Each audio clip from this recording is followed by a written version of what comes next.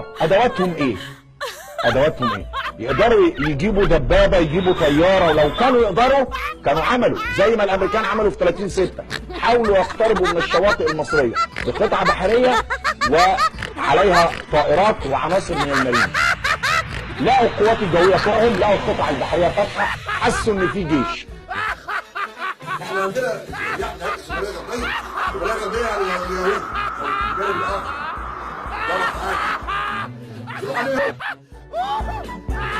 عارف الحاجه الجديده في العالم ايه بقى وانا هقولها مفاجاه للساده المشاهدين؟ ان في حاجه اسمها الفري انرجي.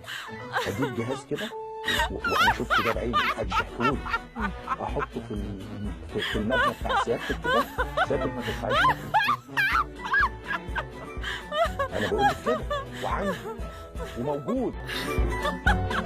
يعني في فعلا ما يسمى بمجلس اعلى للعالم فوق الدول، ومعروف منهم بعض الشخصيات اهمهم هنري كيسنجر، وفي شخصيات ثانيه. هنري كيسنجر اللي كان منظم السياسه الامريكيه. هنري كيسنجر، وفي عندك روتشيلد اللي فاضل من روتشيلد، وايضا روكسلر واللي فاضل.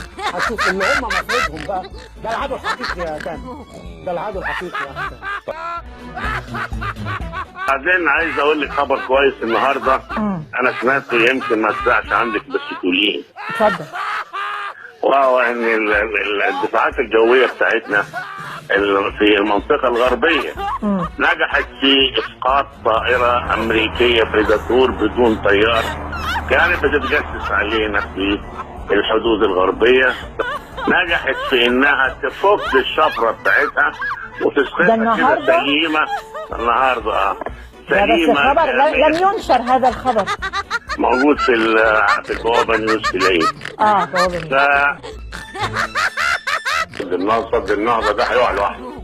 فالسد ده هينهار بفعل تقل البناء بتاعه، زائد بفعل تقل الميه في البحيره اللي هيخزنوا فيها الميه، والميه اللي هتنزل هتغرق اثيوبيا، ثم هتغرق السودان، ثم تيجي لمصر عشان تملى بحيره السد، ونضطر هنفتح محيط بوشتا فتندفع المياه الى الوادي الجديد عشان نزرعه من جديد.